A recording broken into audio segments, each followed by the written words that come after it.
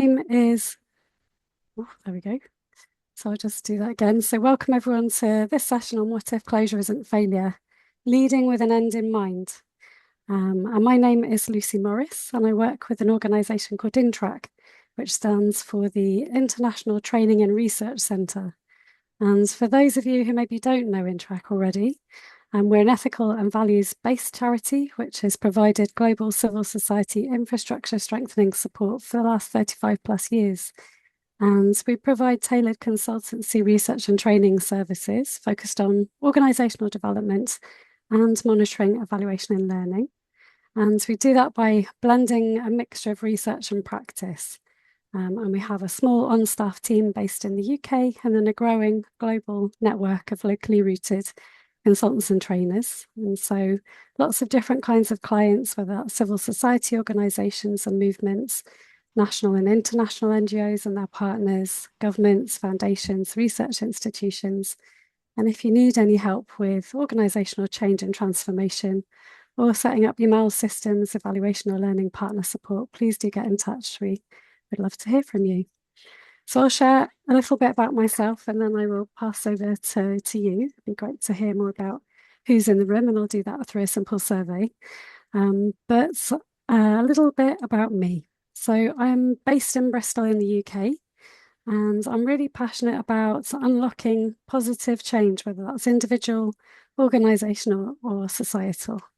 And that's what's drawn me to a career in international development and humanitarian response for the last 25 plus years. So I've had different kinds of roles, both voluntary and paid, in a mixture of different thematic areas. So a bit of admin and finance programs, currently organisational development and partnership.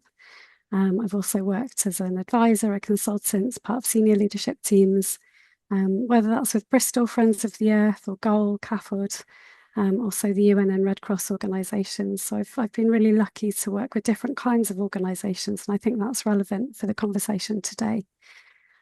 So currently I work as a principal consultant for organisational development with INTRAC, and I also have a private coaching practice working particularly with female change makers. And I was unexpectedly involved in managing a strategic organisational closure process with an organisation called Every Child in the past. So that's what really drew me into work involving organisational change and transitions as a result, because I know that positive endings can be transformational. They don't always have to be difficult or something to avoid. So that's a bit about me. So it would be really nice to hear a bit about what drew you to this call.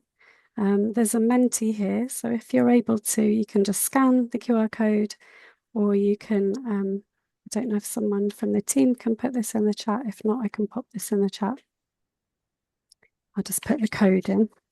I can copy it into the chat, Lucy. Brilliant, thank you so much. So just give people a chance to start coming in.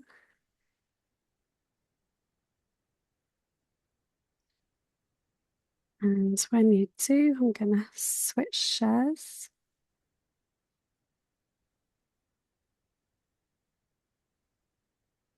Lovely, thank you. So I'm just going to open up a different screen. Let's see if this all works. Yeah.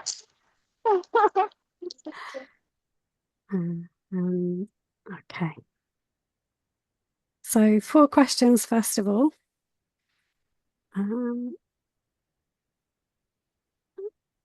So first question, which best describes your reason for joining this session? So one is, do you lead or work for an organisation that is deliberately shifting power? Sorry, I've just lost my share. Apologies.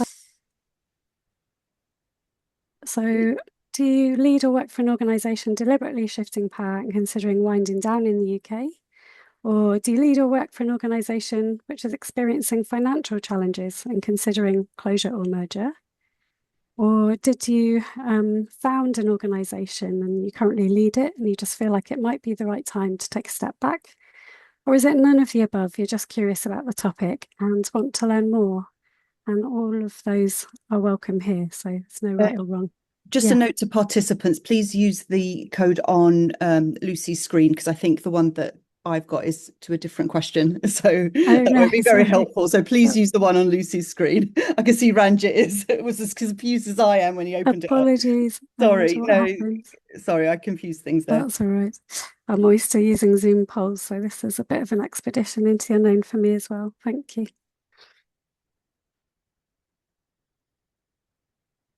So I can see folks starting to respond. Thank you.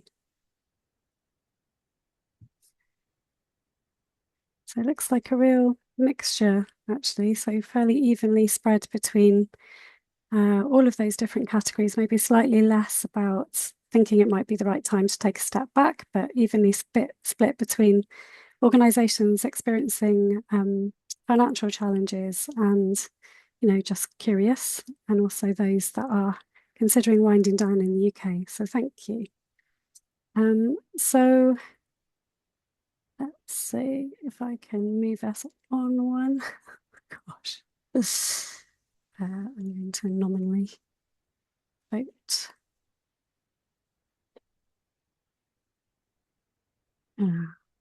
Hopefully you've seen a new question. The question is, how confident would you feel making a decision to close an organisation and to end well? So very confident you've done it before, very confident not done it before, neutral, or not very confident.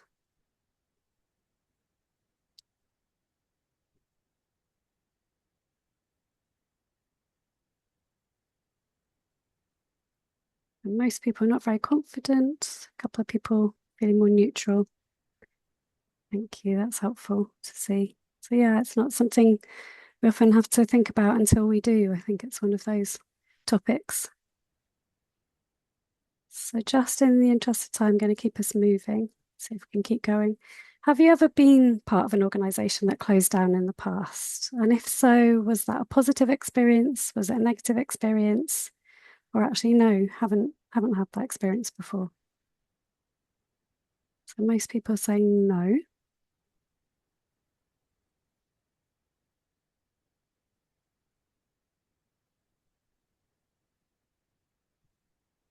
So one said yes, and it was negative. Yeah, interesting. Okay. So we've got a sense of the trend. So 2 saying yes, and it was negative. Thank you. And final question. Why has this popped up? So how confident do you feel about the practicalities of managing an organisational merger or closure? So not very confident, most people, some people feeling neutral, and some people saying very confident, done it before. So thanks again, that's really helpful to get a sense of your experience in the room. So let me go back to the presentation now, and I'll explain a bit more about what I'm going to share with you today.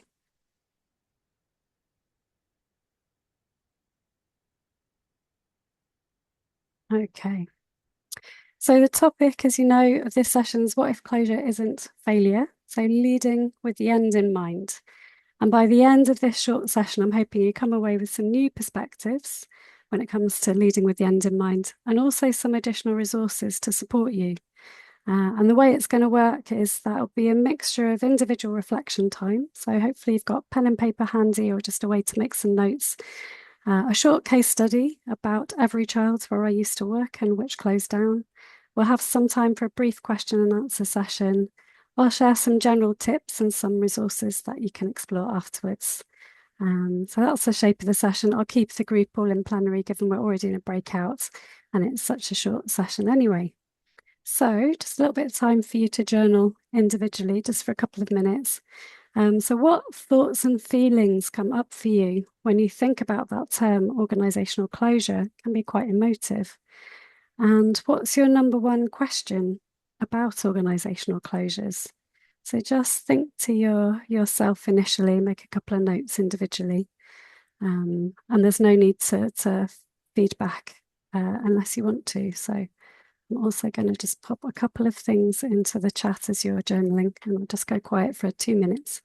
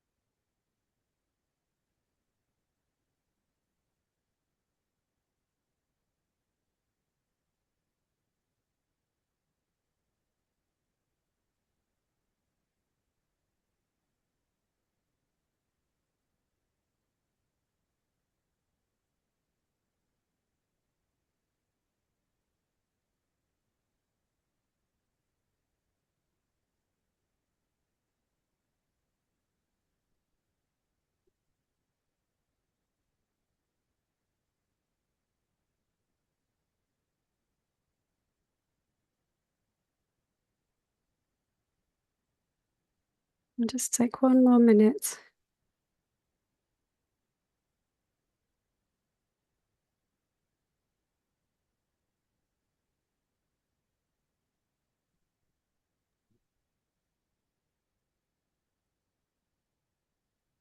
Okay.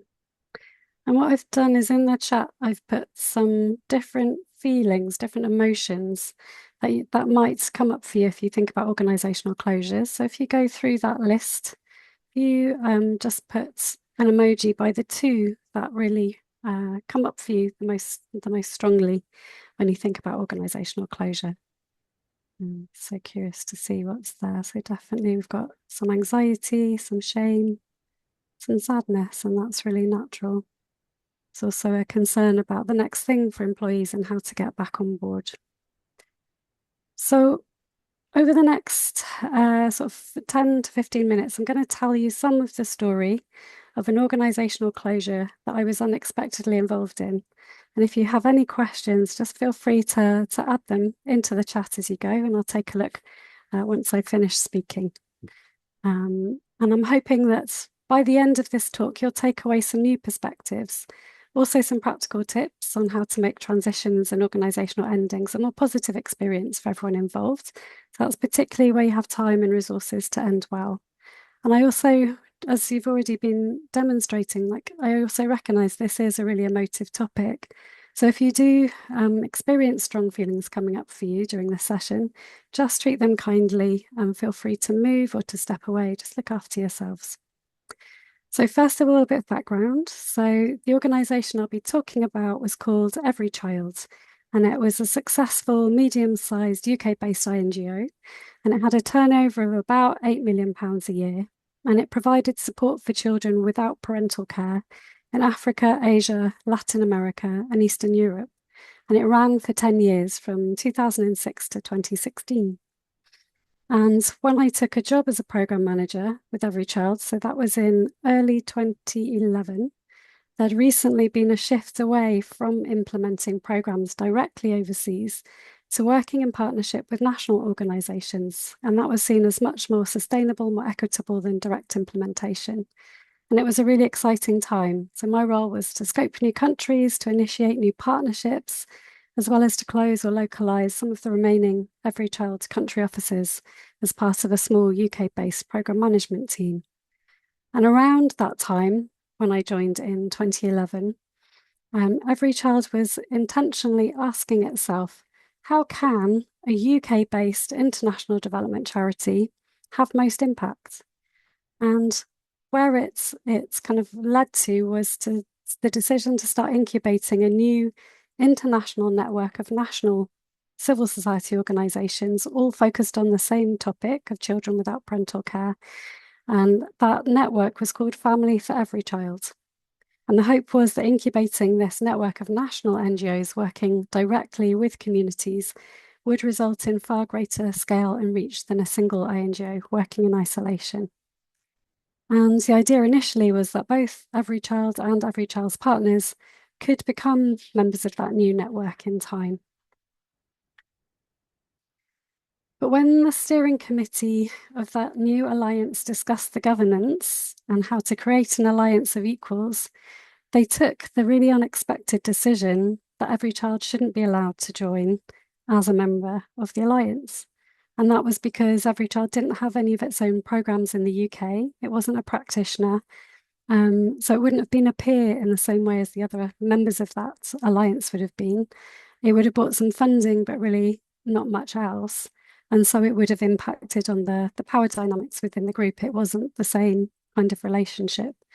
And for that reason, Every Child was at that point presented with a choice. So do they continue as a medium-sized international NGO working in partnership but unable to really scale its impact, or to do something more radical?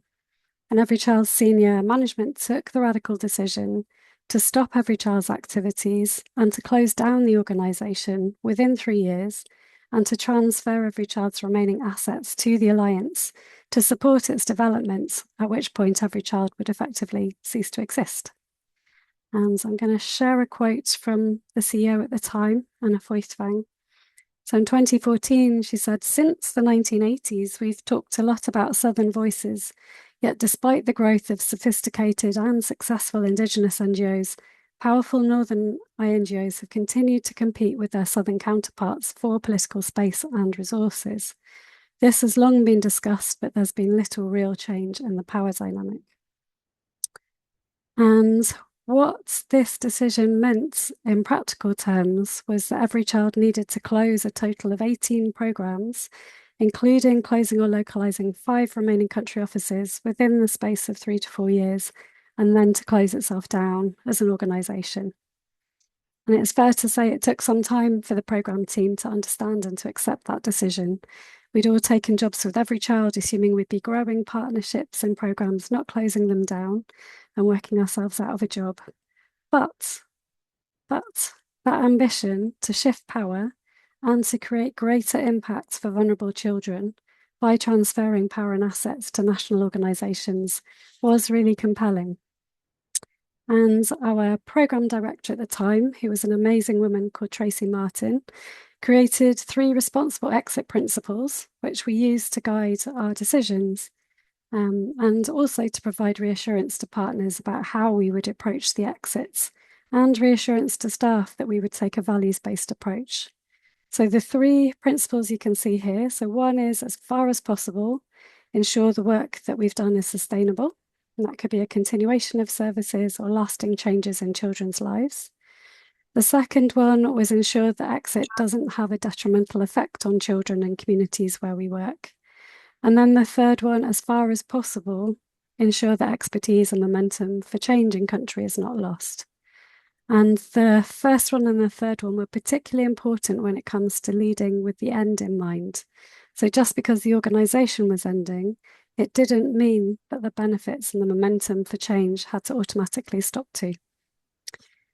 So once that initial work of securing resource and support for a responsible exit process was complete, our programme director decided to make her role redundant, and then I was promoted in as head of programmes, and I was responsible for overseeing the implementation of our transition plan from the programme side. So I joined the senior management team at that point, and I managed that process for a year before making my team and making myself redundant in 2015. So a small number of remaining staff did move across to the new network to Family for Every Child in 2016, but the majority were made redundant too. So here's a quick recap of the timeline. So 2001, Every Child was formed through a merger of 2 operational children's charities. By 2010, Every Child was working in partnership. By 2011, Every Child incubated the Family for Every Child network. 2012, Every Child makes the decision to close all of its international programmes and transfer resources over 3 to 4 years. 2014, Family for Every Child, so that's that new network, holds its first independent board meeting. And 2016 is when Every Child officially closed. So that was the closure date. And although that was difficult at times, a longitudinal evaluation carried out by INTRAC, where I work now, found that the process was well managed and that the impact and the momentum for change did continue in many cases, even after Every Child had closed down. And from my perspective, 6 things really helped the process go well in this specific example. So these were that it was managed proactively. So there was the benefit of time and resources to do that transition well. It wasn't just an emergency closure where I recognised there were fewer options. It gave the Family for Every Child Alliance the best possible start. And actually that network continues to thrive. It's just celebrated its 10-year anniversary. And there was a real focus on sustainability and influencing the wider stakeholders at community, district, national level, really handing over integrating activities within the national context wherever possible. We also invested in capacity strengthening all the way through the exit process. We established independent local organisations, by localising country offices where there were structural gaps, but only where there were gaps. So we did check there was no existing civil society capacity first, and really focusing on, where did we need to step in. to leave a structure behind. There was also an investment in staff development, even in the lead up to closure. You can see that through this story, how I was given an opportunity for a promotion even in the lead up to closure. And then finally, we learned how to do responsible exit well, and that was through rapid feedback and learning cycles. It's not a skill set most people have, but we were able to quickly build our organisation's muscles and systems and processes around it. So those were things that I think helped the process go well. And when it comes to general advice about good endings and ensuring stopping represents a success rather than a failure, these are 5 top tips to consider. So one is, do start with the end in mind. Not all organisations need to last forever. So really keeping the focus on impact rather than just keeping the organisation going at all costs. The second one is to have a rationale and a compelling vision for change and really share that regularly. I think it really helps people feel energized. They will go on the journey with you if they can understand the rationale, and it's energizing. The third one is identify an organizational anchor and keep coming back to it as the basis for difficult decisions, because there will be difficult decisions to be made. So in our case, that was a partnership policy that explains our principled approach to engaging with partners. And also we had our responsible exit principles. So we did use those. And one example is that we made the decision to extend every child's lifetime by a further year in order to allow our local partner in Moldova to access USAID funding directly. So that was really helping to set them up for success. The next one is to recognize it will be an emotional process, and remember to look after your team, but also look after yourself. And one of the mantras I kept coming back to was leading from love, not fear. And finally, remember to celebrate your progress, your achievements, and your staff. And that's especially when people start to leave. So that it really helped us, I think, to make sure everyone was recognized and respected as they were leaving organizations. Everyone got, a card and a leaving do. And it was a time for celebration, even though it was difficult. So I wanted also to share potentially challenging quotes. So this is from someone called Cecilia Milesi, who is a Latin American sociologist, global change maker, and founder of the Global Change Center. So she says the sector needs to stop imagining success as organizational survival and permanent salary-based careers. If our work is truly transformative, our ultimate goal should be to become unnecessary and never work guided by the principles of individual success, stability, and prestige. So yeah, that's kind of the bulk of that case study. And I think really just to reinforce, if we are serious about international development work, we should never expect our organisations to continue indefinitely. We should really be talking about our role regularly. How do we work ourselves out of a job? How do we enable more local leadership? And I do truly believe that closure doesn't have to equal failure, that it can instead be a sign of success. So I'm just going to open up for questions for about 5 minutes. I recognise we started a bit late. So any questions people have, I'll have a quick look in the chat too. Feel free just to unmute or put your hands up if you've got anything you'd like to ask.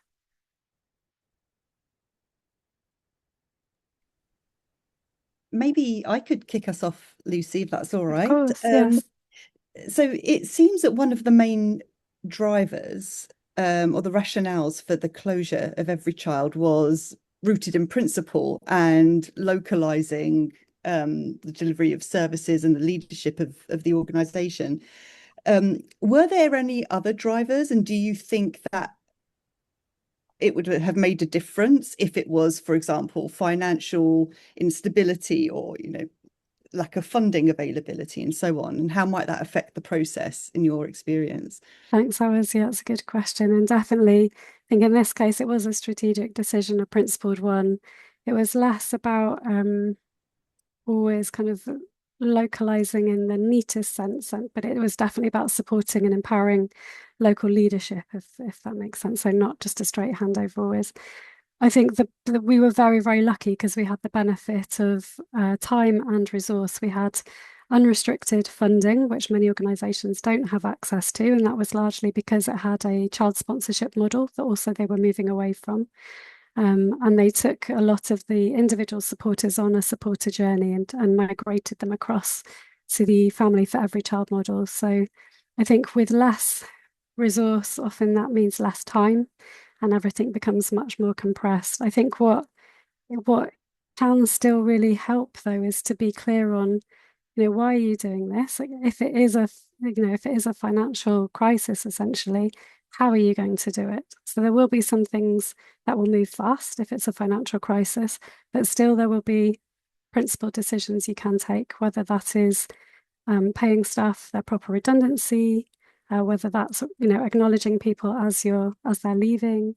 Like how I think when you're under pressure and when your values are really challenged, that's when you get to find out what they really are. So that would be my my main thought on the distinction between the two. Lucy, if I may, Of course. not so much a question, more an observation. I must commend you on kind of the authenticity and the integrity with which you approached what was clearly a difficult situation for the staff involved. Had probably come at the core of it. But it struck me that your process was almost like a strategic plan for a marketing campaign. You had to kind of approach it in the same way and have the same deals with the team. And I'm sure there's a lesson there, actually in a positive sense for the planning process, but also for handling difficult situations, which this clearly was. So, wasn't a question, just wanted to say that. Yeah, thanks very much, Andy. Okay. It's really interesting because the CEO at the time had a background in communications. It's not my background, but I think that probably helped. And I think it certainly helped as well having alignment between the leadership team and the board. And I think the leadership team actually took the board on a journey. Sometimes it can be the other way around, but I think Anna, together with with the program director, were quite clear what needed to happen. And so I think that's a great point about communication. Clarity is worth everything. Clarity. Yeah, it is. Yeah, great. Thank you very much. Great You're talk. welcome. Yeah, great. Any other, maybe one final question or comment? We actually have a bit more time, Lucy. Oh, do we? So we've got until 2:20, so another 10 minutes. That's great. Yeah. So we've got, there's a little bit more of this session, which is a little bit more kind of individual journaling and then maybe talking about finding out what people are taking away. But yeah, let me keep the floor open in that case.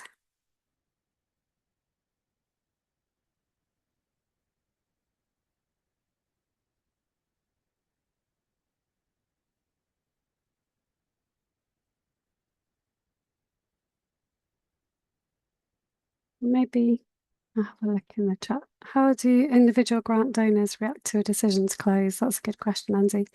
Again, I think it was a similar process of stakeholder management. So we had funding from the big lottery. And I remember talking to my grant manager at that point, and I think we were lucky because we could respect the time frame for the existing grants. So part of Every Child's commitments was to see through the remaining projects until the point at which they concluded, and then we wouldn't renew or try and get additional funding. So I think we were able to provide reassurance to the different grant donors that actually we weren't just going to disappear, that there were robust internal structures in place still to make sure that funding was used in the way it was intended and would be accounted for properly, but also just explaining that we were going on that journey. In some cases, as was the example with USAID, obviously doesn't exist anymore, but we were able to also then lobby, advocate, and build the connection to the national partner in order for them to then start accessing the funds directly. So there were some really positive experiences through those discussions too.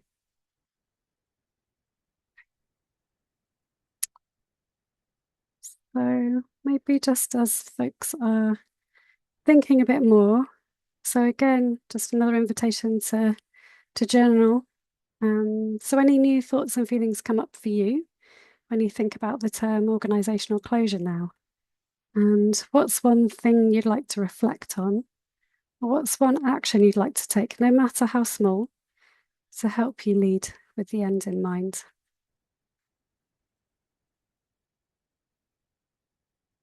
So So again, I'll just give you a couple of minutes to think about that.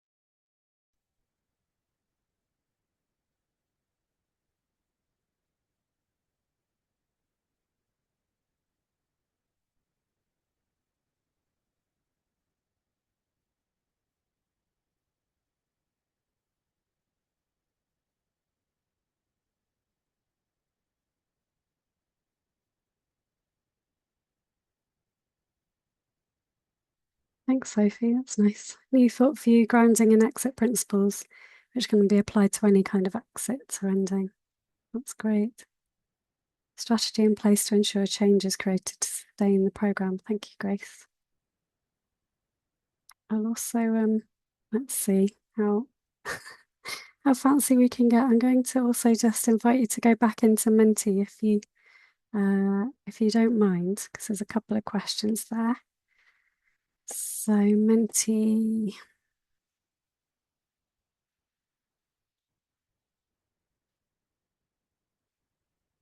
Let's see. I think this is the Menti code. It may have changed. Just going to go back into Menti now.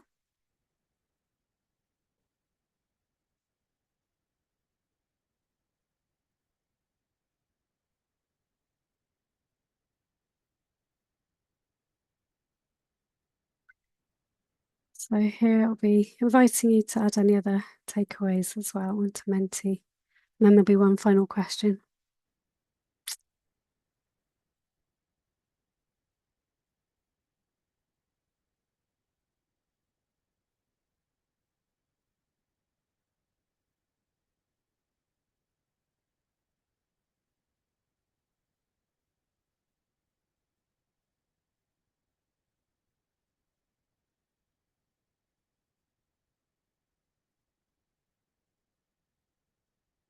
What would you like to reflect on further, or one action you'd like to take?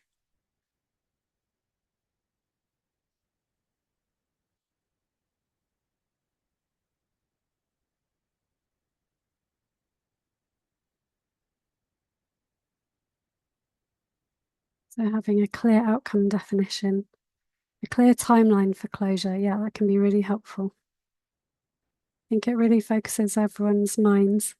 And I think one of the experiences of every child that I hadn't expected was actually when everyone's in the same boat, actually there's a lot of camaraderie and support for each other. There can be. Putting aside personal attachment, focusing on longer term, greater good. Grounding the work in exit principles. Lovely. Just give you a little bit longer. Focus on your impact, look for potential mergers. Yeah. Yeah, we don't have to do everything as a single organisation. Get the crying done early and then get busy. Yeah. Yeah, it's an emotional roller coaster. So I guess tears may pop up unexpectedly from time to time. But getting into action can be very empowering. Great. And just going to ask one final question here. So how do you feel about engaging with the topic of organisational endings now? So do you feel more positive? Do you feel the same? Or do you feel less positive now, having heard what you've heard?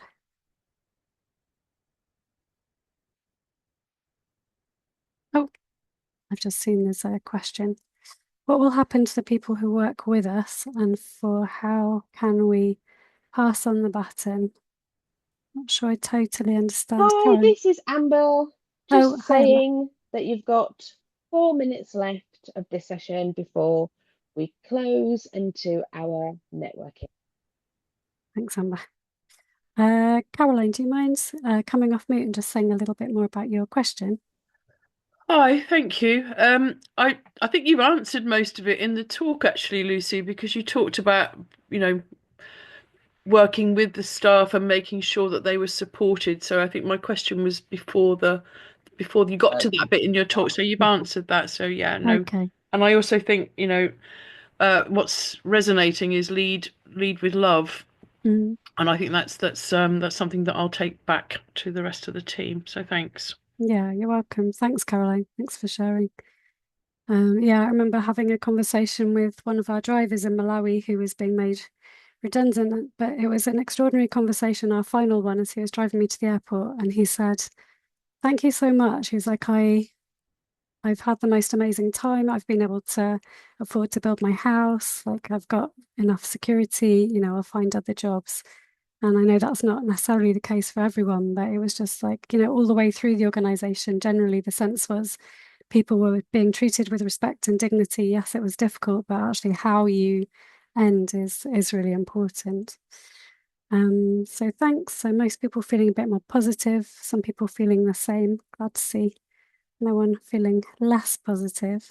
So let me just, in the closing few minutes, it's going to throw up a final slide in case it helps. Here we go. Which is this quote, and I like it, and I come back to it often at different times in my life as well as my career. So wherever there is change and wherever there is uncertainty, there is also opportunity, and that can sometimes feel really hard to find, but it is always there somewhere if you can just look it out and maybe see things from a different perspective. And I just really, anyone on that journey, you're not alone. There is help and support available. And thinking of you, because I know it's not easy, but it is definitely possible. I think there'll be a kind of a goodie bag coming around. So I put together a list of resources which will be circulated afterwards. But if anyone just wants an informal chat, feel free also to reach out to me and I can drop my email into the chat for you, just in case you want a follow-up conversation or if we can help somehow. So that's it from me. Thanks, everyone. Thanks for joining.